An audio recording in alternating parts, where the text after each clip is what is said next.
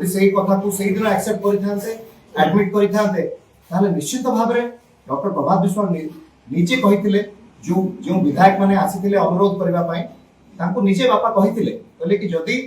एहार स्पष्टीकरण डॉक्टर संतृप्त मिश्र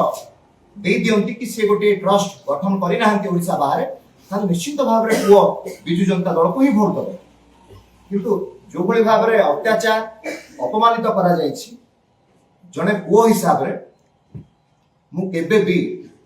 पुनर्बार आपन को कहि रखिया पई चाहे जेते बेले मते डका जाइबा नवीन निवास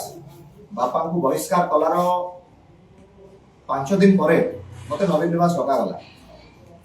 मु भाबिथिली जे मते एका डका जाइछि बोधे बापा को विषय रे कथा हवा पई डका जाइछि किंतु जेते बेले पहुंचीथिली मो सहित आउ 7 जन विधायक बंधु माने मध्यम सेठी उपस्थित थिले